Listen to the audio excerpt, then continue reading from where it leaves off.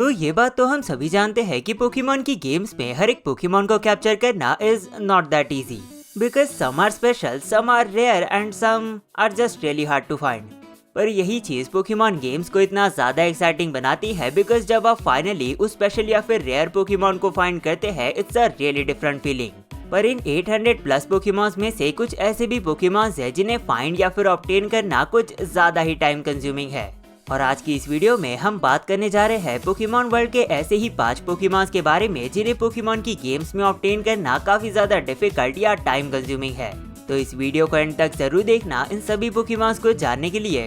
Plus अगर आप इस चैनल पर नए हैं और आपको ऐसी वीडियोस पसंद है तो इसे सब्सक्राइब करना भी मत भूलना, और हो सके तो इस वीडियो को शेयर कर देना अपने फ्रेंड्स और फैमिली के साथ। And now let's begin. Number 1, हो या स्पेशली कहा जाए पोकेमॉन कोलोसियम का हो। नाउ फर्स्टली पोकेमॉन कोलोसियम एक गेम क्यूब पोकेमॉन टाइटल है जिसके बारे में काफी कम लोग जानते हैं। वेल ये गेम कुछ ज्यादा ही अमेजिंग या फिर डिफिकल्ट तो नहीं है, बट इस गेम में एक हो को ऑब्टेन करना थोड़ा सा मुश्किल जरूर है। तो इस गेम में एक हो को ऑब्टेन करने के लिए आपको कैप्चर करना पड़ता है 52 डिफरेंट पोकेमॉन्स को, जो कि सुनने में तो उतना ज्यादा बुरा नहीं लगता है, बट ये सभी 52 पोकेमॉन्स होने चाहिए शैडो पोकेमॉन्स, जिन्हें फाइंड और कैप्चर करने के बाद आपको उन्हें प्योरीफाई भी करना पड़ेगा, which is a whole different process, जिसके लिए आपको उस पोकेमॉन के हार्ट तक पहुंचना पड़ेगा, जिसके लिए आपका इस पोकेमॉन के साथ एक अच्छा कनेक्शन होना जरूरी है, जिसे अचीव किया जा सकता है इस पोकेमॉन को बैटल में यूज कर या फिर इसके साथ ट्रैवल कर। एंड ट्रस्ट मी, इस गेम में उतनी सारी नई बैटल्स नहीं है कि आप 52 शैडो पोकेमॉन्स को प्योरीफाई कर पाओगे, जिसकी वजह से आपको काफी सारी बैटल्स को रिपीटेडली खेलना पड़ेगा। पर फिर भी समहाउ अगर आप कैप्चर करके प्योरीफाई कर लेते हैं 52 शैडो पोकेमॉन्स को, तब भी आपको इस गेम में एक हो को कैप्चर करने के लिए कंटिन्यूअस 100 बैटल्स को जीतना पड़ेगा, जो कि श्योरली काफी ज्यादा फ्रस्ट्रेटिंग रहेगा, बिकॉज इस गेम में नई बैटल्स नहीं है और आपको वही रिपीटेड बैटल्स खेलनी पड़ेगी। और फाइनली ये सब करने के बाद आप ऑब्टेन कर पाओगे इस स्पेशल हो को। Number 2, southern islands Latios and लैटियास।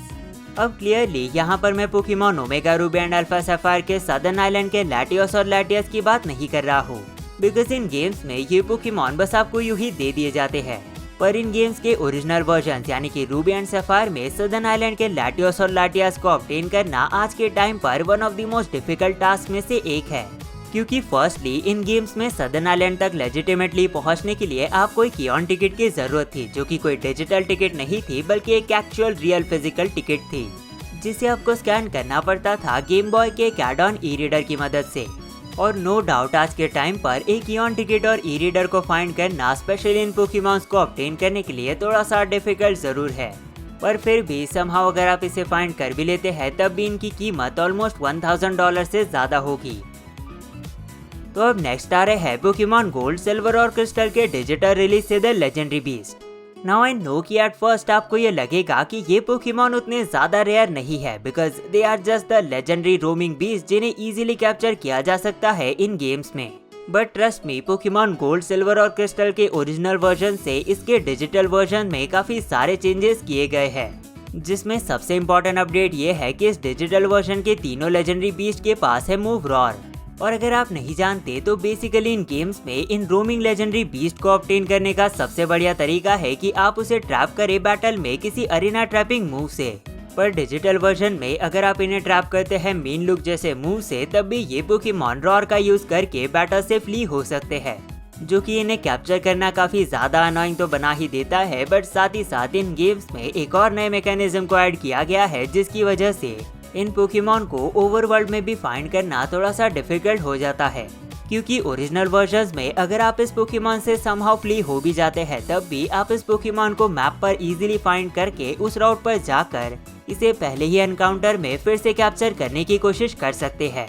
But on the other hand digital version में ये थोड़ा सा डिफरेंट है, बिकॉज अगर आप इस पोकेमॉन से फ्ली हो जाते हैं तो आप इसे मैप पर फाइंड करके उस जगह पर जा तो सकते हैं, बट उसे पहले ही एनकाउंटर में फिर से कैप्चर करने की कोशिश नहीं कर सकते, क्योंकि जहां ओरिजिनल वर्जन में लेजेंडरी पोकेमॉन्स को प्रायोरिटी दी जाती है, वही इन गेम्स में ऐसा नहीं है, जिसकी वजह से इन्हें एनकाउंटर करने के लिए उस राउट में आपको 2 या 3 से ज्यादा एनकाउंटर भी करने पड़ सकते हैं।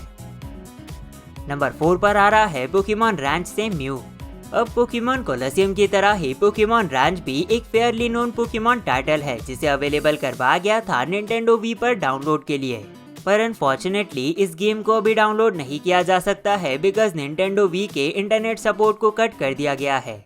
और हमारी सबसे पहले डिफिकल्टी यहीं पर आती है कि जिन निंटेंडो वी पर ये गेम अवेलेबल है सिर्फ उन्हीं में इस म्यू को ऑब्टेन किया जा सकता है। और जिस तरह से निंटेंडो वी पर आजकल अत्याचार चल रहे हैं it is really going to be difficult. In any case Pokemon Ranch में एक म्यू को ऑब्टेन करना एक्चुअली उतना ज्यादा डिफिकल्ट नहीं है अगर आपके पास थोड़ा सा पेशेंस है तो। सो इस गेम में एक म्यू को ऑब्टेन करने के लिए आपको बस ट्रांसफर करना है 999 पोकेमॉन्स को जनरेशन 4 की किसी भी गेम यानी कि डायमंड, पर्ल या प्लैटिनम से पोकेमॉन रैंच में। और अगर आपने जनरेशन 4 की गेम्स खेली है तो आपको ये बात जरूर पता होगी कि वो गेम्स कुछ ज्यादा ही स्लो गेम्स है और उन गेम्स में 999 पोकेमॉन्स को कैप्चर करके इस गेम में ट्रांसफर करना सच में काफी ज्यादा टाइम कंज्यूमिंग होगा। बट हाँ इट इज गुड कि इसके बाद आपको कुछ ज्यादा एक्सरसाइज करने की जरूरत नहीं है क्योंकि जैसे ही आप 999 पोकेमॉन को ट्रांसफर करोगे इस गेम में तब एज अ 1000 पोकेमॉन म्यू आपके रैंच में अपीयर होगा। And let me tell you कि इस म्यू से रिलेटेड कुछ ज्यादा यूनिक या फिर डिफरेंट नहीं है, it's just a basic mu. तो मे बी ये म्यू काफी सारे लोगों के लिए वर्थ इट ना हो। एंड लास्टली नंबर 5 पर है मंचलैक्स या स्पेशली कहा जाए पोकेमॉन डायमंड, पर्ल या प्लैटिनम का मंचलैक्स। नाउ बिलीव मी अगर आपको पोकेमॉन डायमंड, पर्ल या प्लैटिनम में एक मंचलैक्स चाहिए तो आप ये प्रोसेस में बिल्कुल ही मत पड़ना। सिंपली जनरेशन 4 की दूसरी गेम्स यानी कि Pokemon Heart Golden, Soul Silver से बस एक स्नोरलैक्स को ट्रांसफर कर लो इन गेम्स में और फिर उसे ब्रीड करवा कर चाहे जितने मंचलैक्स ऑब्टेन कर लो। बट इस प्रोसेस में बिल्कुल मत पड़ना बिकॉज ये one of the most annoying and frustrating ways में से एक है जिससे आप मंचलैक्स जैसे स्टूपिड पोकेमॉन को ऑब्टेन कर सकते हैं। बेसिकली पोकेमॉन डायमंड, पर्ल और प्लैटिनम में कुछ ऐसे स्पेसिफिक पेड़ है जिनके ऊपर आप हनी को लगा सकते हैं और फिर एक दिन बाद वहां पर जाकर आप कुछ स्पेशल पोकेमॉन को एनकाउंटर कर सकते हैं। और इन्हीं स्पेशल एनकाउंटर्स में मंचलैक्स को भी ऑब्टेन किया जा सकता है जिसके अपीयर होने के चांसेस है 1%, जो कि सुनने में तो उतना ज्यादा बुरा नहीं लगता है। बट इस गेम में जितने भी स्पेसिफिक ट्रीज है जिनके ऊपर हनी लगाया जा सकता है उनमें से सिर्फ कुछ पर ही मंचलैक्स अपीयर होता है। एंड हाँ इन ट्रीज की पोजीशन बिल्कुल भी फिक्स नहीं होती है बिकॉज ये पूरी तरह से रैंडम होता है कि आखिर किन ट्रीज पर मंचलैक्स अपीयर होगा, जो कि जनरली डिपेंड करता है प्लेयर की ट्रेनर आईडी और एक स्पेशल नंबर पर जो कि ये गेम जनरेट करता है एक नई फाइल क्रिएट होने के बाद। एनीवेज ये प्रोसेस काफी ज्यादा स्लो है बिकॉज ना सिर्फ आपको हनी लगाने के बाद इंतजार करना पड़ेगा एक दिन किसी पोकेमॉन को अपीयर होने का, बल्कि आपको स्पेसिफिकली पहले डिटरमाइन करना पड़ेगा कि क्या उस पेड़ पर मंचलैक्स अपीयर भी होता है या फिर नहीं। और विदाउट अ डाउट ये काफी ज्यादा अनोइंग और एक्सट्रीमली लॉन्ग प्रोसेस होगी जिसके एंड में आपको मिलेगा एक मंचलैक्स। सो ये रहे पोकेमॉन वर्ल्ड के 5 ऐसे पोकेमॉन जिन्हें पोकेमॉन की गेम्स में ऑब्टेन करना काफी ज्यादा मुश्किल या टाइम कंज्यूमिंग है।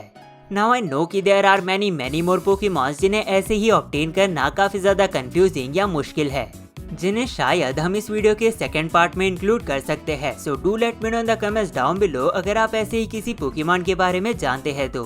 और अगर आप चैनल पर नए हैं तो इसे सब्सक्राइब भी कर देना ऐसी अमेजिंग वीडियोस के लिए। तो बस मिलते हैं किसी और वीडियो में, तब तक के लिए थैंक्स फॉर वॉचिंग।